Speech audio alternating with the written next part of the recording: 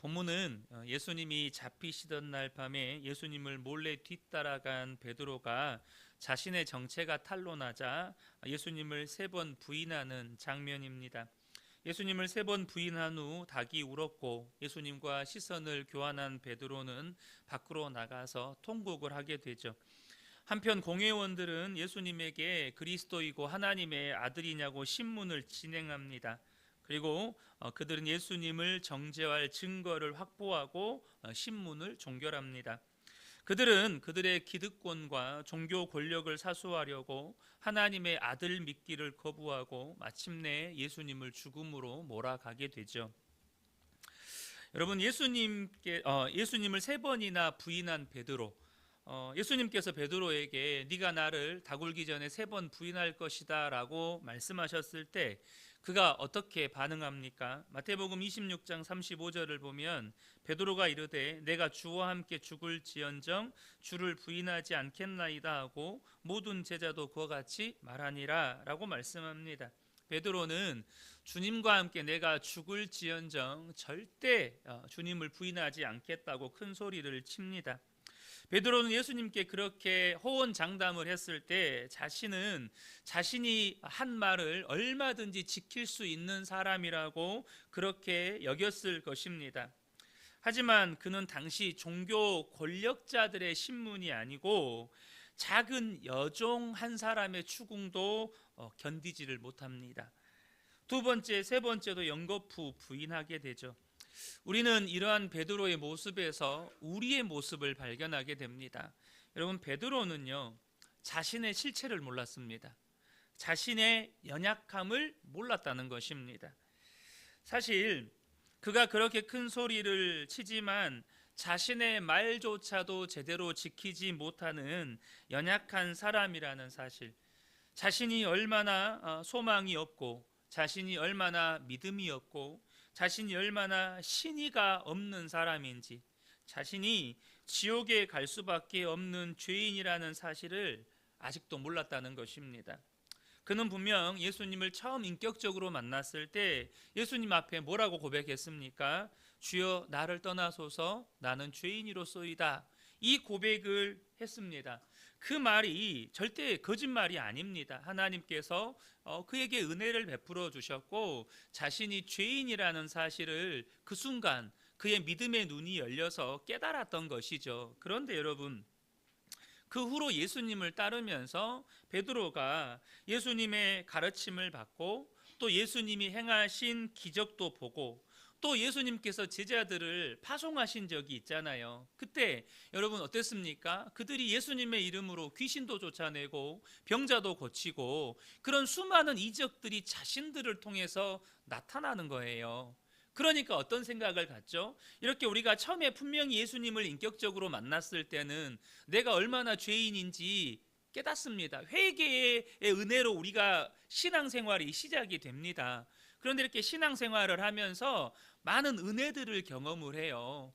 어떤 은사도 경험하고 뭐 방언도 하고 예언도 하고 뭐 이런 은사들도 경험하고 기도하면 응답도 받고, 베드로가 전도대로 파송되었을 때 예수님의 이름으로 귀신도 쫓아내고 병자도 고치고 그랬을 때 어떤 생각을 합니까? 나 꽤 괜찮은 사람인데, 나 제법 괜찮은 사람인데, 이런 생각을 갖게 되는 거예요. 그러니까 여러분, 우리가 이 장면 전에 무슨 장면이 있었습니까? 제자들이 예수님께서 이루실 하나님 나라에서 누가 더 높은 자리에 올라갈 것인지 서로 싸우고 있어요. 왜 서로가 높은 자리에 올라갈 거라고 싸웁니까? 나 꽤 괜찮은 사람이거든요. 내가 예수님의 이름으로 귀신도 쫓아냈고 예수님의 이름으로 병자도 고쳤고, 베드로는 그 중에 가장 나이가 많은 예수님의 제자들 중에서 리더였거든요.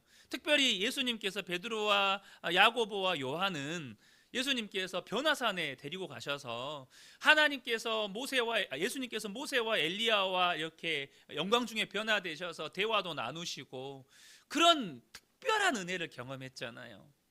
그러니까 나는 꽤 괜찮은 사람인 거예요. 여러분, 저와 여러분이요, 착각하시면 안 됩니다. 하나님께서 우리를 사랑하시기 때문에 은혜를 주십니다. 때로는 우리의 기도에 응답도 해주시고 우리가 특별한 은사의 체험을 하게도 하십니다. 내가 꽤 괜찮은 사람이어서가 아닙니다. 나를 사랑하시기 때문입니다. 나를 긍휼히 여기시기 때문입니다. 나를 통해서 하나님께서 놀라운 일을 행하실 수도 있습니다. 그런데 내가 꽤 괜찮은 사람이어서가 아닙니다. 하나님이 나를 사랑하시기 때문입니다.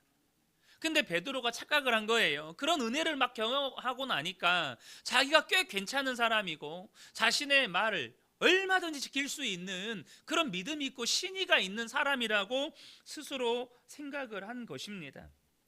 그런데 정작 주님이 잡혀가시던 날 밤, 주님이 잡혀가시면서 이제는 너희의 때라고, 무슨 말입니까? 일시적으로 주님의 권세를 포기하고 그 어둠의 권세에게 일시적으로 주님의 권세를 제한받던 날, 하나님의 뜻을 위해서 철저하게 주님의 권세가 포기되던 그날 밤에, 그러니까 베드로와 함께 계신 주님도 더 이상 어떤 권능도 행하시지 않는 그날 밤에, 베드로를 향한 모든 은혜가 다 걷어지던 날 밤에 아무것도 없는 베드로 그 자신은 정말 아무것도 아니더라는 것입니다.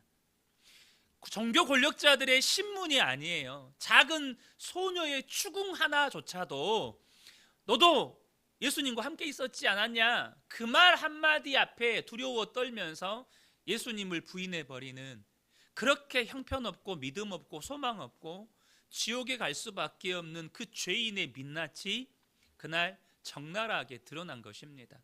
베드로가 자신을 몰랐던 거예요. 하나님의 은혜가 조금이라도 걷어지면 아무것도 할 수 없는 연약한 존재라는 사실을 몰랐던 거예요. 베드로가 또 하나 모른 게 있었어요. 무엇이었습니까? 예수님이 어떤 분이신지를 몰랐다는 것입니다.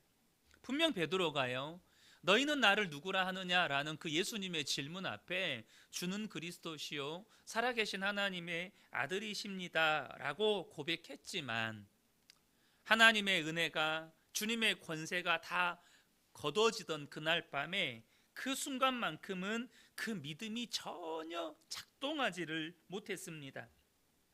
그가 사람들의 질문에 예수님을 모른다고 말할 때 그는 정말로 예수님이 누구신지, 그가 정말로 예수님 앞에 주는 그리스도시요 살아계신 하나님의 아들이십니다라고 고백했던 그 믿음이 백지가 돼버린 거예요.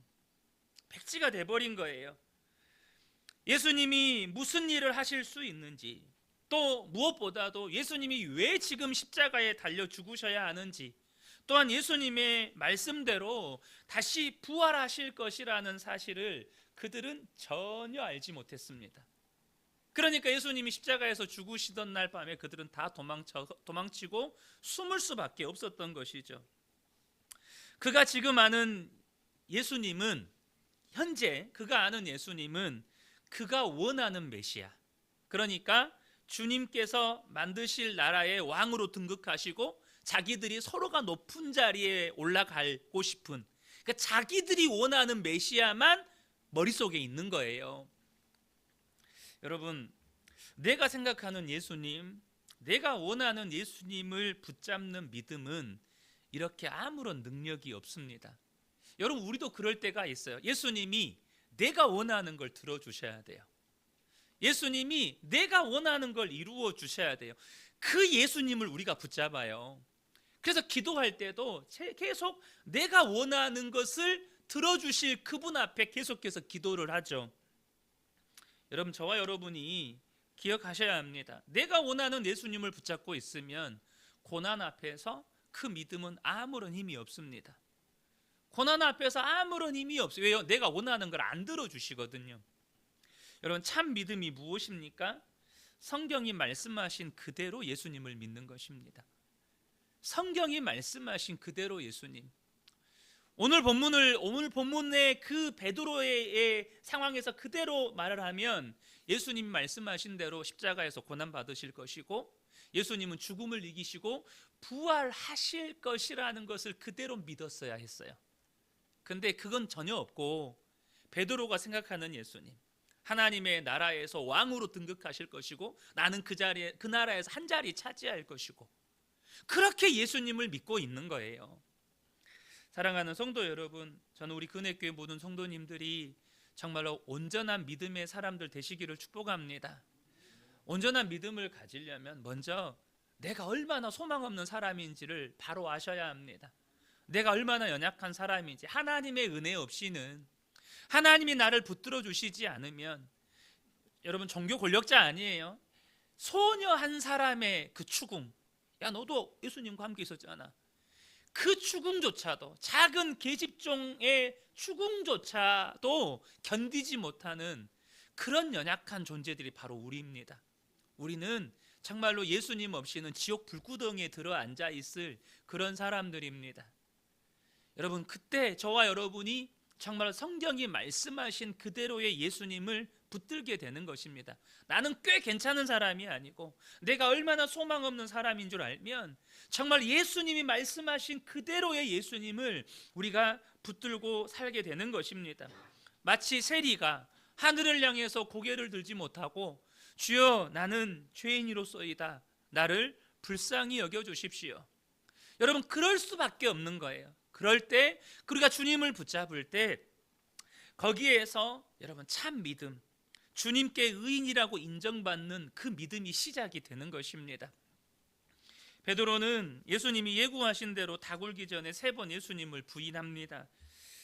그 닭 울음소리와 함께 예수님이 베드로를 바라보셨고 베드로는 예수님과 시선을 마주치게 됩니다. 61절 보면 주께서 돌이켜 베드로를 보시니 베드로가 주의 말씀 곧 오늘 닭 울기 전에 내가 3번 나를 부인하리라 하심이 생각났다라고 말씀을 합니다. 그런데 여러분, 여기서 우리가 이 장면을 한번 생각해 보셔야 될 것이, 예수님께서 베드로를 바라보시잖아요. 예수님의 눈과 베드로의 눈이 서로 마주쳤어요. 그때 예수님께서 베드로를 바라보시는 그 예수님의 눈빛, 예수님의 시선은 어떤 시선이었을까요? 여러분 한번 상상해 보시면 좋겠습니다. 내가 너에게 어떻게 대해줬는데 나를 부인하느냐, 원망의 눈빛이었을까요? 아니면 감히 네가 나를 배신해? 혹은 그런 분노의 눈빛이었을까요? 아니면 니까짓게 하면서 바라보시는, 그렇게 쳐다보시는 경멸의 눈빛이었을까요? 그런 눈빛이 아닙니다. 예수님의 눈빛은 짠한 눈빛, 베드로를 향한 긍휼의 눈빛이었습니다. 여러분, 예수님은요, 베드로가 예수님을 부인하고 시험에 들 걸 아셨어요. 그래서 예수님이 뭐라고 말씀하십니까? 베드로를 위해서 기도하셨다고 말씀하십니다. 사탄이 너를 밀가부르듯이 하려고 할 때 너의 믿음이 떨어지지 않기를 내가 너를 위해서 기도했다. 여러분, 그렇게 기도하신 그 베드로를 향한 사랑의 눈빛, 베드로를 긍휼히 여기는 눈빛, 그러면서 베드로에게 뭐라고 말씀하셨죠? 돌이킨 후에 네 형제를 굳게 해라. 다시 베드로가 거기에서 일어서서 믿음의 사람으로, 사명의 사람으로, 축복의 사람으로 일어설 것을 기대하는 그런 사랑과 믿음과 기대를 담은 눈빛이었다는 것입니다. 여러분, 그 베드로를 향한 주님의 사랑과 기대의 시선이 베드로를 회개에 이르게 한 것입니다. 여러분, 이것이 정말로 중요합니다. 우리에게도 이런 멈춤의 시간이 필요합니다. 무슨 말이냐면, 우리가 삶을 살아가다 보면 힘들고 지치고 포기하고 싶을 때가 있잖아요. 또 나 스스로가 용서가 되지 않을 때도 있습니다. 아이고 병신, 나 같은 것이 무슨, 여러분 나 스스로에 대해서 이런 마음이 들 때도 있어요. 정말 다 내려놓고 싶고 포기하고 싶고 막 나 스스로에 대해서 막 그 뭐라고 말하기 힘든 그 소망 없는 절망이 막 느껴질 때가 있어요. 여러분, 그때 멈춤의 시간이 필요합니다. 그럼 그 멈춤의 시간이 무슨 시간입니까? 주님과 시선을 마주치는 시간입니다. 여전히 나를 사랑의 눈으로 바라보시는 주님, 나를 긍휼히 여기시는 주님, 너는 다시 일어서서 네 형제를 굳게 해라.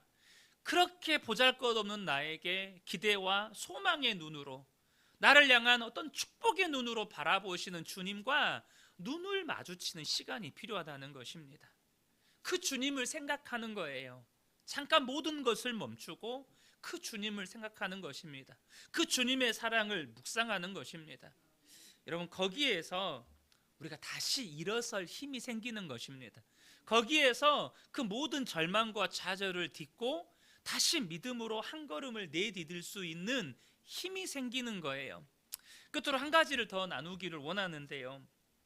예수님을 붙잡아간 사람들이 예수님을 막 모욕하고 희롱합니다. 예수님을 눈을 가리고 때리고 누군지 누가 너 때렸냐 맞춰봐라 막 이렇게 예수님을 모욕을 해요. 그러면서 예수님께 질문합니다. 뭐라고 질문합니까? 네가 그리스도거든 우리에게 말해라. 네가 하나님의 아들이냐 말해라. 이렇게 질문합니다. 그런데 예수님이 거기서 시인합니다. 자신이 그리스도시고 하나님의 아들이시라고 시인합니다. 여러분, 그런데요, 예수님께서 이렇게 시인하는 이 장소가 어떤 곳입니까? 이제 시인하잖아요. 그럼 예수님은 십자가에서 죽으셔야 돼요. 하나님의 아들이신 것을 시인하면 예수님은 십자가에서 죽으셔야 돼요. 예수님께서 병자들, 귀신들을 쫓아내기 전에 여러분 많은 사람들이 모여들었을 때 그 귀신 들린 그 귀신이 뭐라고 말합니까? 예수님을 향해서 하나님의 아들이라고 막 떠들어댔습니다. 수많은 사람들이 있어요. 여러분, 그곳에서 그래 맞다 내가 하나님의 아들이다라고 시인하면 어떻게 됩니까? 여러분, 수많은 사람들이 예수님께 영광 돌리고 예수님을 높입니다. 근데 그 자리에서는 예수님이 침묵하게 하십니다. 그런데 이제 예수님이 시인하면 죽으셔야 돼요. 십자가에서 죽으셔야 돼요. 거기서는 시인하십니다. 여러분, 우리가 우리의 믿음을 드러내는 자리가 어디입니까? 우리는 종종 우리의 믿음을 드러낼 때 박수받고 칭찬받고 사람들에게 인정받는 자리에서는 우리의 믿음을 잘 드러냅니다.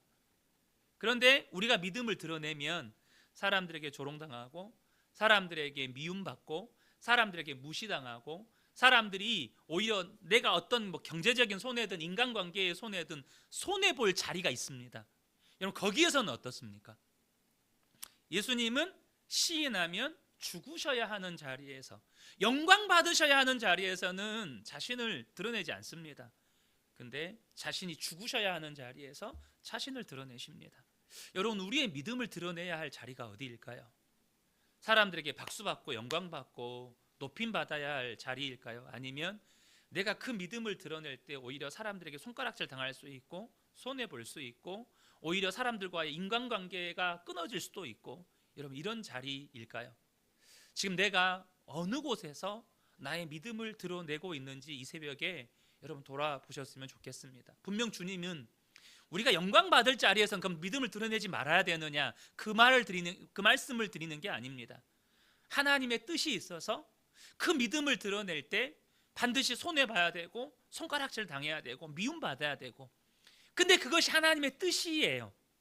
그러면 나는 내가 손해볼 거 감수하고 요거도 먹을 거 감수하고 혹은 경제적인 손해볼 거 감수하고 믿음을 드러낼 수 있느냐 하는 것입니다. 이 새벽에 함께 예배한 우리 모든 성도님들 안에 정말로 내가 어느 곳에 있든지 하나님의 뜻이라면 내 믿음을 당당하게 드러낼 수 있는 저와 여러분 되시기를 예수님의 이름으로 축복합니다. 아멘.